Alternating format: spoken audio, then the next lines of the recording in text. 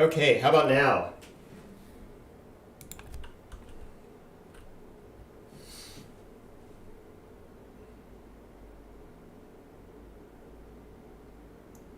Can someone give a chat if you can hear me? All right, fantastic. Sorry about the slow start there. I wanted to do this to make sure that I answer all of the questions that people have about admissions at the University of Maryland, try to talk a little bit about why the University of Maryland is a good choice, and make sure that we have a little bit of a personal connection. Grad admissions are scary and confusing, and people are doing it for the very first time, and it's an important decision. So I want to provide this as a resource so that people can ask questions and find out what they need to know. So hopefully you have looked at my FAQs. There's information there about applying to the University of Maryland, but this is a little bit more personal, and it's a way for you to ask questions. So before we get to the Q&A in itself, I wanted to talk just a little bit about the University of Maryland and how admissions here work. So without further ado, the first choice that you need to make in starting your PhD journey is applying to schools. So how do you find which schools to apply to? You can look at rankings. A lot of people use these. All rankings are wrong, but some rankings are useful. So this is a twist on a famous saying in computer science, or at least statistical modeling: all models are wrong, but some models are useful. The least wrong and the most useful, in my opinion, is csrankings.org. And there you can go to this webpage, click on the areas that you're interested in, and select, say that you're interested in AI, computer vision, and NLP, and then you can see what schools rank on that metric. This ranking is computed by the number of publications that people have put out at top-tier conferences. And this is an okay way to rank schools. It privileges schools with a lot of faculty, and it is quantity, not quality, so other than the venue itself. So places with a lot of people putting out a lot of mediocre work at top conferences will be ranked more highly than, say, one school with one incredible faculty who publishes one groundbreaking publication every year. But it's better than just asking people how do you feel about other PhD programs in computer science, which is how most of the other rankings are computed. So use this as a resource, but definitely talk to people in your school, in your social network, about what is a good match for you. Because the most important thing about finding a good grad school is having a professor that you could work with, their interests match yours, their style of research matches yours, and that you can get along with as a person. And so that's the most important thing. And so why might you choose Maryland? One, it's not too cold, and it's not too hot, except in the summer. But the nice thing about computer science is you can work from basically anywhere during the summer. And in computer science, you often do internships. And so you can go to Seattle or to Europe or to Canada during the summer. So this is actually a good place in terms of climate. Since you may be coming from far away to do your PhD here, there are major international airports in the area. So Baltimore and Washington both have a lot of international connections. And because Washington, D.C., which is very near the University of Maryland, is our nation's capital, a lot of national airlines like to have flights here, so you can get direct flights to lots and lots of places in the world. And because Washington, D.C. is the nation's capital, there are also embassies here, and this is very useful. If you are an international student, you need to communicate with your home embassy for visas and passports and things like that. You can do that right in your backyard. And when you go to other countries and present at conferences, you'll perhaps need a visa to go there, and the embassy is right here.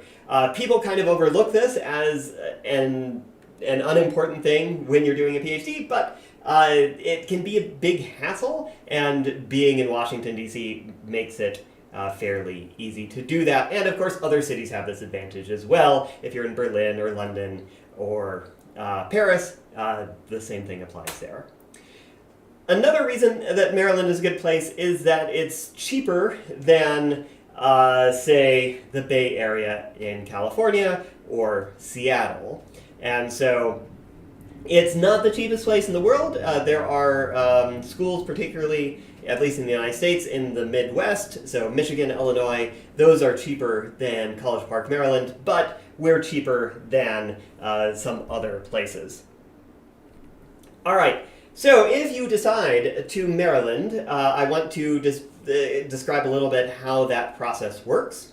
And here is a good point for you to think about the questions that you want to ask, so that you can be ready to type it in the chat as soon as they come to mind. So go ahead and start typing your questions now if you want, and we'll get to them after I finish my little presentation.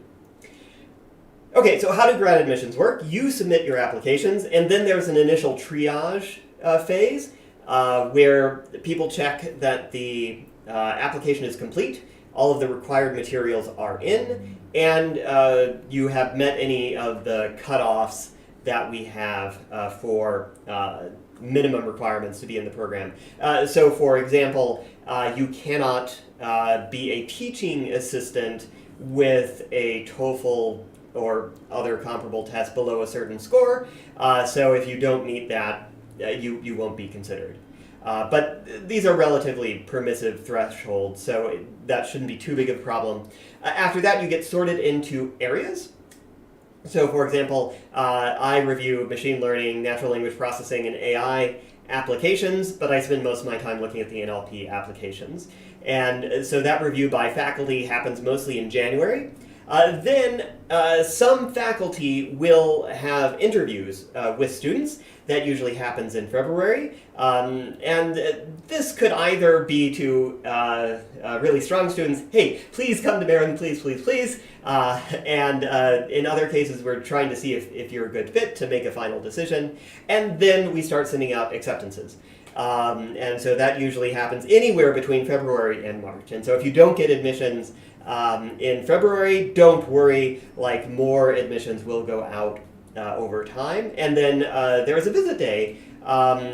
This is usually in March, and for folks in the United States, we give you some amount of money to come and visit the University of Maryland. If you're outside the United States, you can join via Zoom.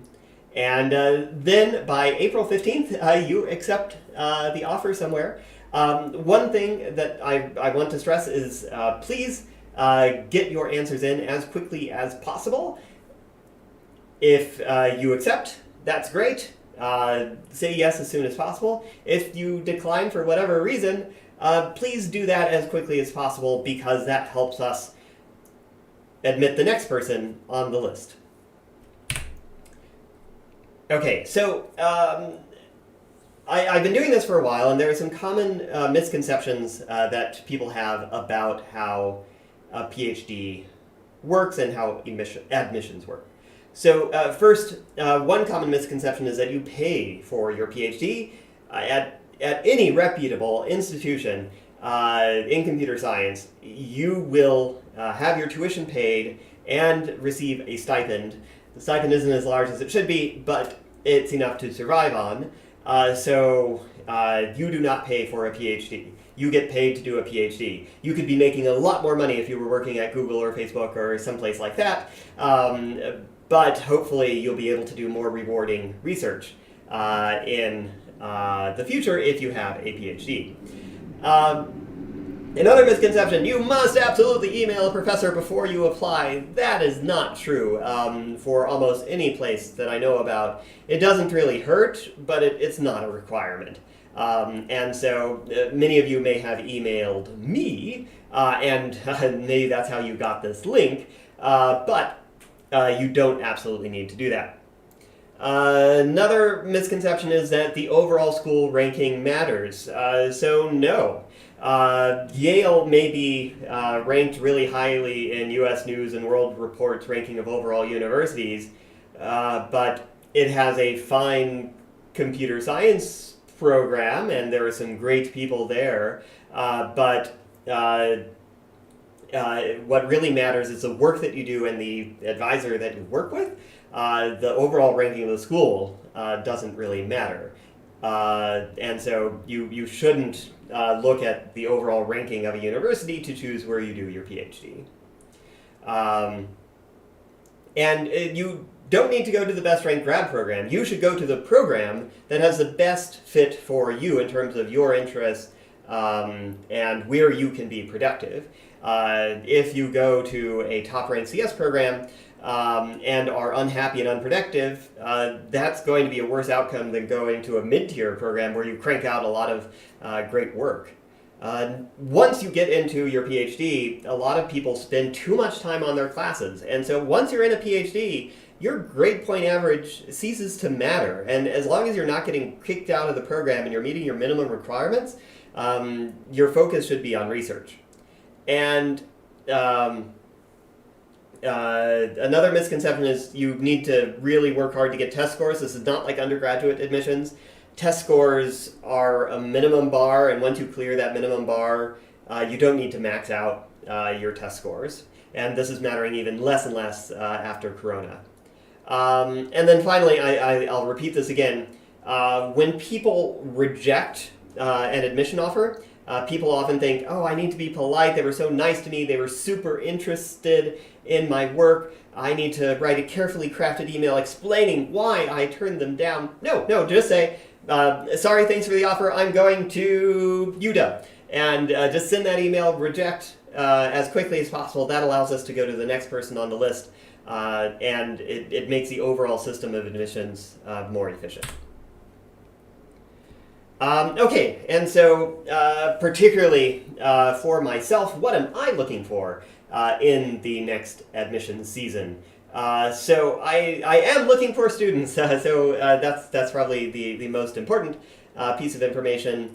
And there are a lot of things that I'm working on, and so probably the top things that I'm looking for are people interested in interpretability of machine learning algorithms, people working on question answering, particularly the Manchester paradigm. And so I have a recent paper outlining my conception of how question answering works.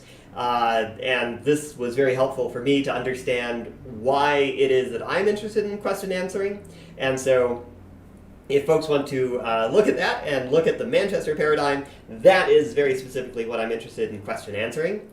I also, as evidenced by my YouTube channel, I'm also looking for people who are interested in doing outreach and engaging with the public about machine learning and artificial intelligence. And so this really isn't a research topic, but a way of doing research. And so if you are interested in that, that may mean that we're a good fit. I'm also interested in agents that negotiate. We're working on a platform based on the board game of diplomacy and trying to get agents to communicate with humans using natural language. So if you're interested in that, that would be a great fit. And something that I've been working on for a long time is topic modeling and sense making. You have a large collection of data. You have a human in front of that. They need to make sense of what's going on in that text collection. How do they do that? Okay, so if you come to the University of Maryland, typically in the first year, you do a TA. You are a teaching assistant at first, and then you switch to a research assistant. In rare cases, students sometimes start off as an RA, depending on how funding has worked out. That does happen, but usually people start as a TA and then switch over. And you do not need to send me an email. just apply.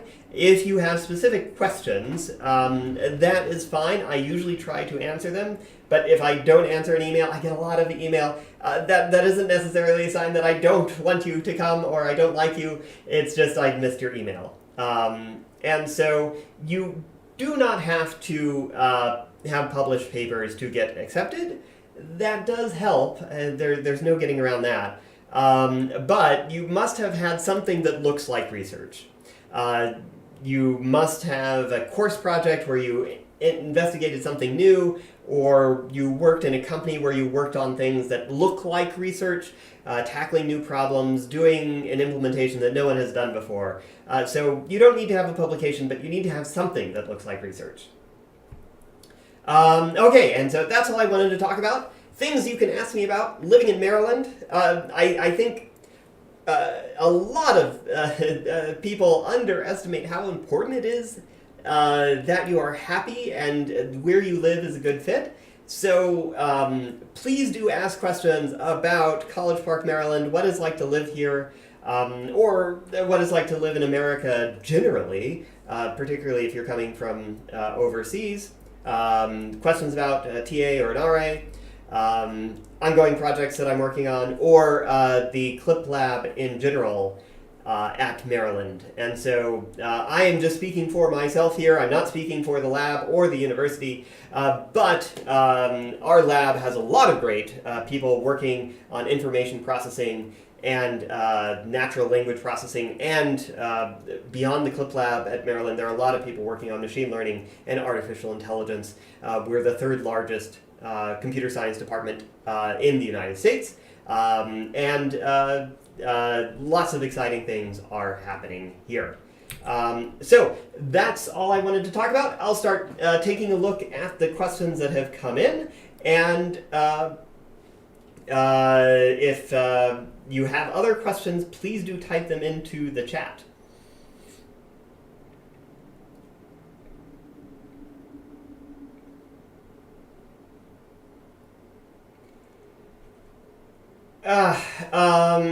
Okay, so there's a question about master's admissions. Let me talk about that a little bit. On master's admissions, it is not so much about research. And so if you do not have a lot of research experience, you may want to consider going to someplace as a master's student. There, the question is, can you handle the coursework? And so this is a little bit more like undergraduate admissions. If you have decent grades in undergrad, decent test scores, you will probably get a master's admission.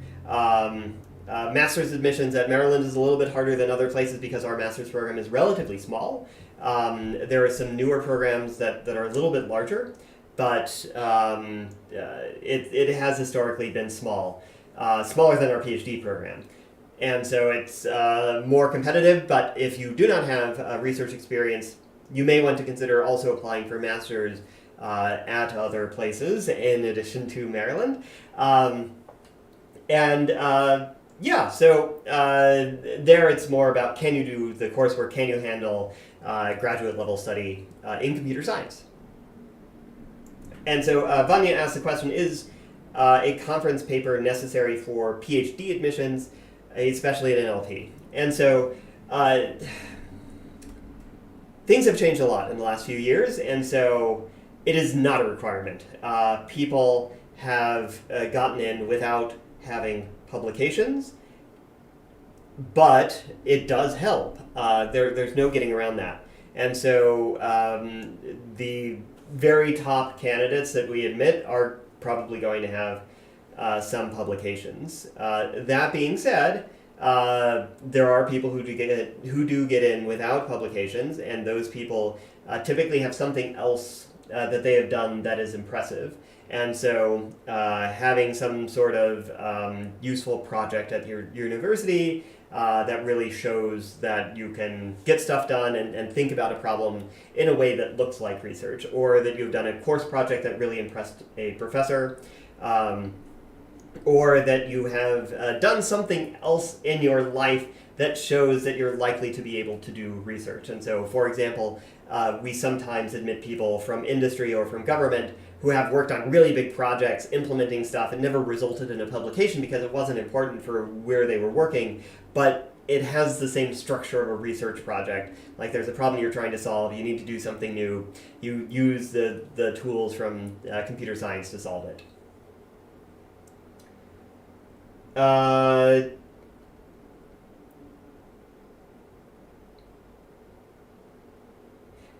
Yeah, so, and owner mentioned some of the things that can help with that. So, like, if you founded a startup that use that counts as something that's an alternative to a direct research publication. Okay, so I think those are all of the questions that came in. I'm going to, of course, post this so that other people who are not joining live can watch it later. I'm going to pause for a couple of minutes to let people ask questions. And while I do that, I will also pull up the list of the rest of the NLP faculty that are at Maryland.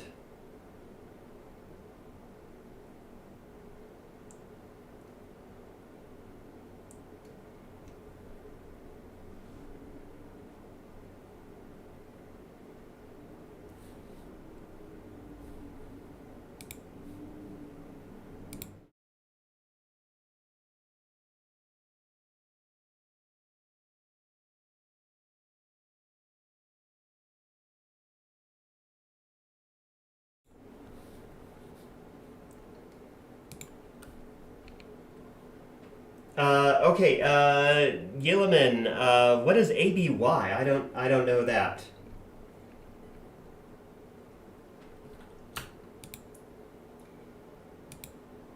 Okay, yeah, so Jay asks, what do professors look for in a statement of purpose? So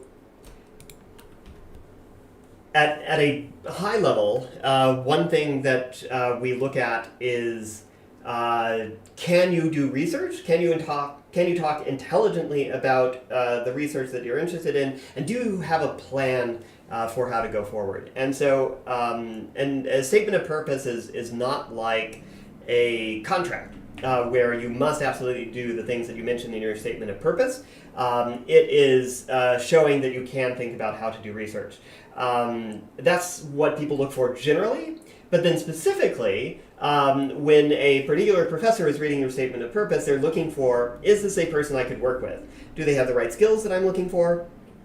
Are they interested in similar things? Would I be excited to work with this person? And so many people have generic statements of purpose, and that's usually fine. If you have general interest in the kinds of things that you want to work in, you can send that general statement of purpose and you will get in some places. But sometimes there is one specific person, the best person in the world for you to work with, and it may be useful to specifically tailor, if not the last paragraph, then at least a couple of sentences to show why you are such a good fit for that particular person or place.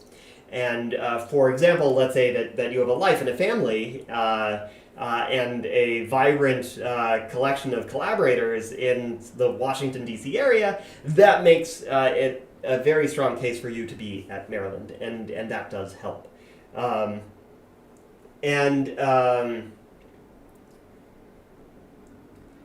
Okay, so yeah, so owner asked, does remote work? And so that is more complicated than it was 2 years ago, but less complicated than it was 3 years ago, or 4 years ago.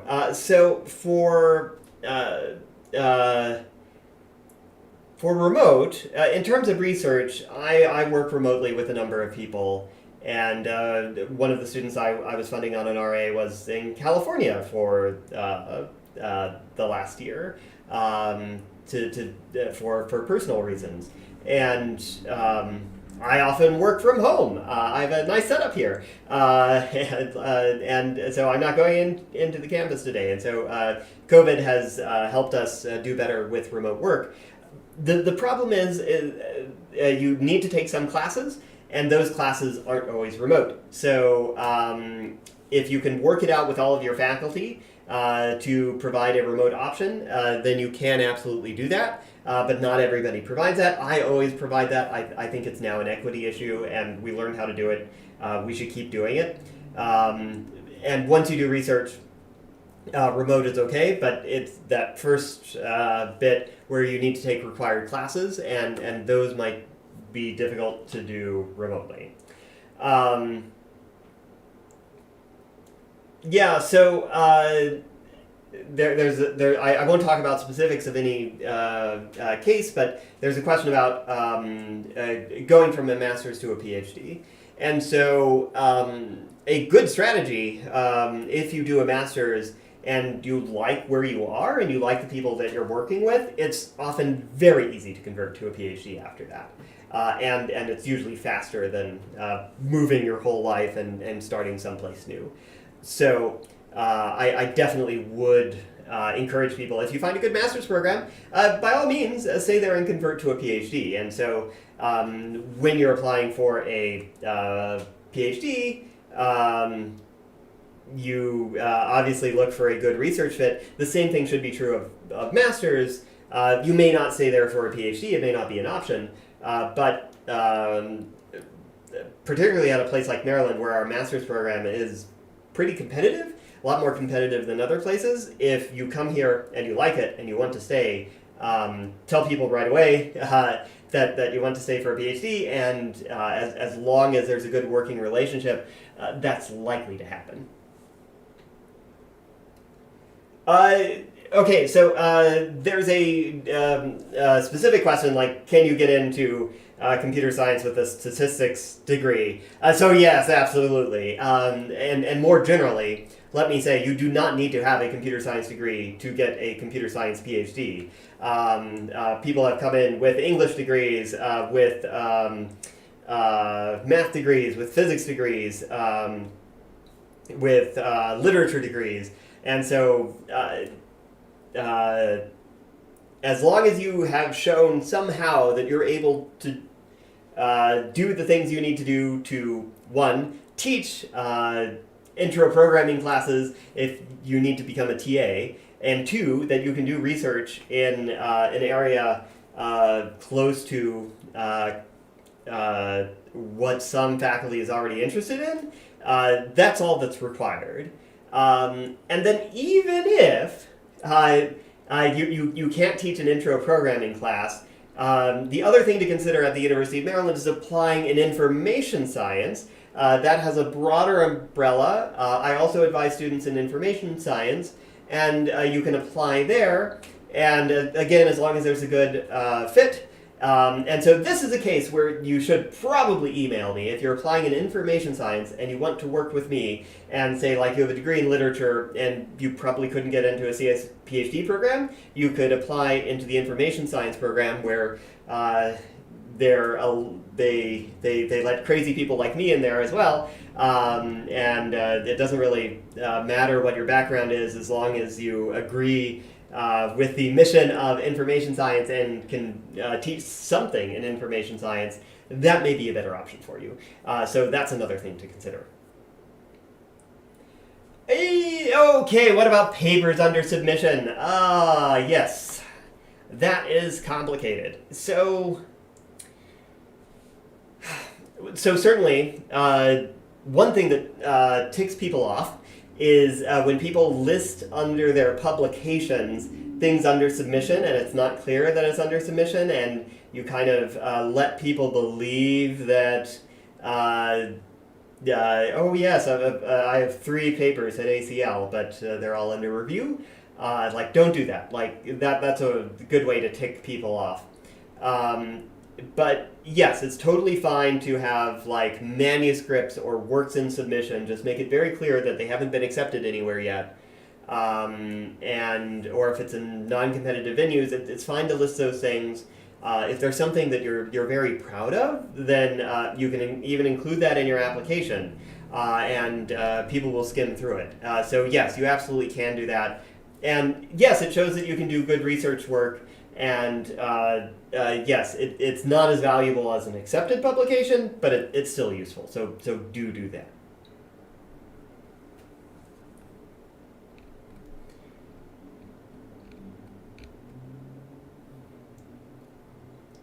And whether it's as good as a workshop paper or not, it depends. It depends. So, like some people will say that it's worth nothing. Some people will say will read it and then judge it on the merits of what's actually in there. But like there's no rule for that. For myself, if it's something that I don't care about, it doesn't count much for me.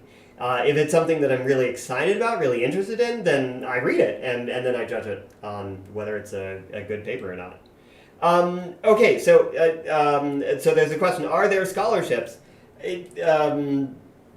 No, because everybody gets paid. So like you do not pay tuition, you get paid money to do a PhD. So like the notion of a scholarship doesn't make sense. Somebody needs to pay your tuition. It's usually a faculty member who's sponsoring you to do a PhD. And we pay for that out of research funds. So we ask companies, the government, for money to do research, and we use that to pay the tuition and salary of students.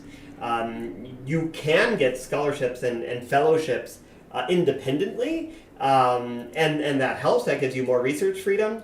But nobody pays to do a PhD, at least in computer science, at a reputable institution.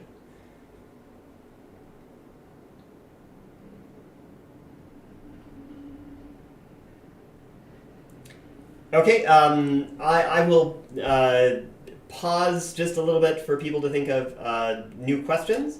I wanted to talk a little bit about some of the faculty also at the University of Maryland in the CLIP lab. Wei Ai is relatively new. He's in the iSchool, information science. So he works on social mobility, connecting people in markets. You know who this guy is. Marine works on machine translation and some of the social aspects around machine translation. Hal Daume has increasingly been working on fairness, and but he has a strong history in structured prediction and things like that. And RL for NLP, reinforcement learning for NLP.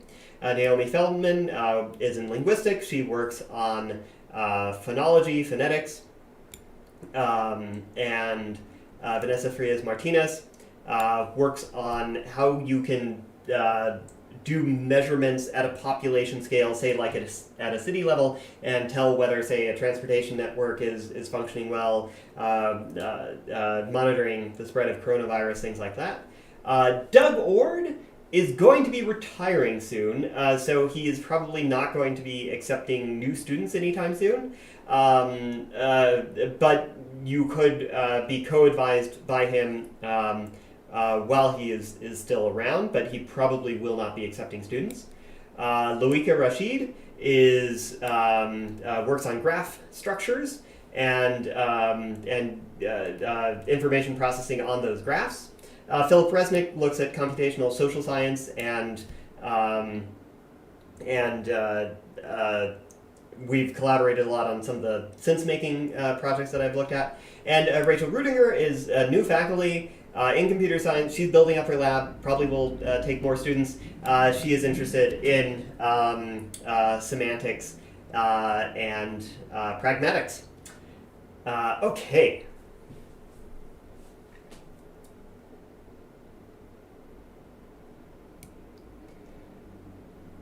Yeah, so it is hard to get 3 strong letters of recommendation. How are they typically perceived? Asks Jay. So,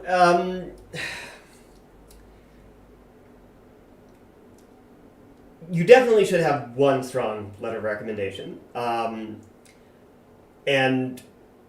if you don't have one strong letter of recommendation, you're probably not going to have a successful application.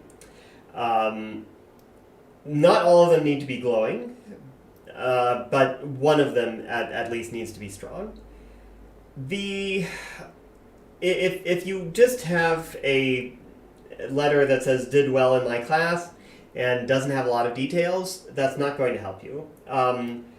But some of the best letters that I've seen are not about research. And so like I've seen really incredible letters from people who supervise a TA.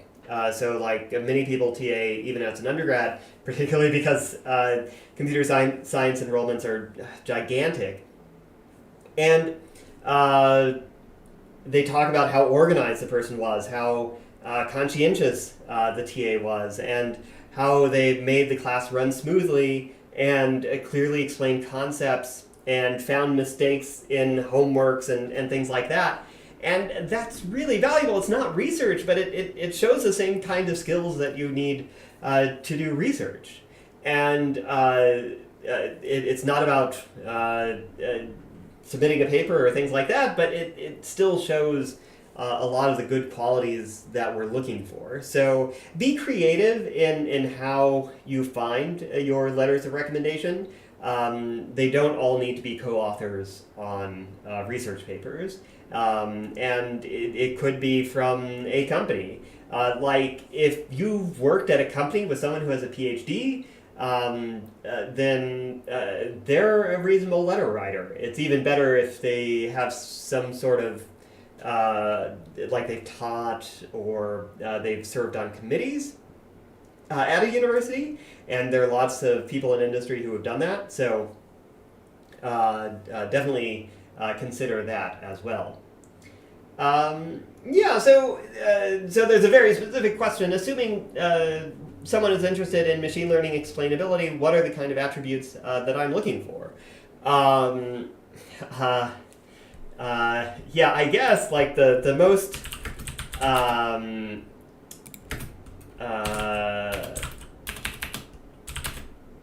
the most direct way of saying this is I'm looking for a replacement for Shifeng.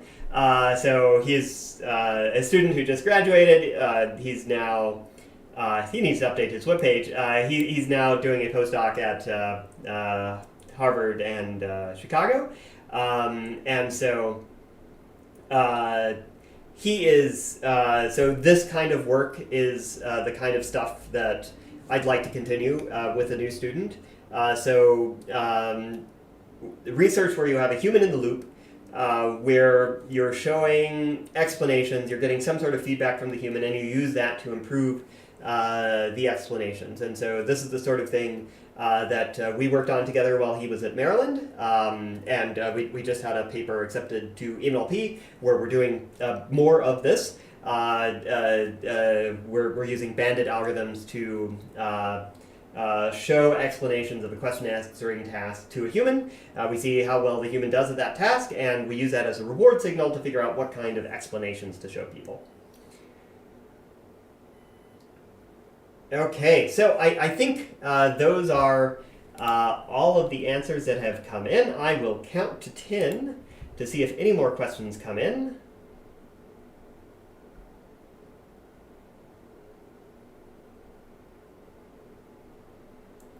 Okay, seeing no questions, I want to thank everyone for showing up, and if you're watching this video later, not live, feel free to ask questions as a comment.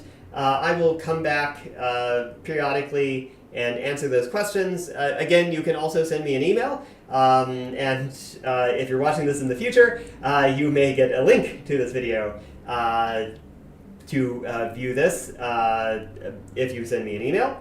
And so let me know if you have any issues, if you have any problems. I can't answer every email because there are just too many people. But once you get in the pipeline, there will be fewer people, and I will become more responsive to individual emails. So good luck in your PhD journey, and even if you don't end up at Maryland and we run into each other at a conference, please say hello. And I hope this was useful to you in thinking about where to apply and allow you to make more strategic decisions about how to choose where and whether to do a PhD. So thank you very much. Good luck and have a wonderful day and weekend.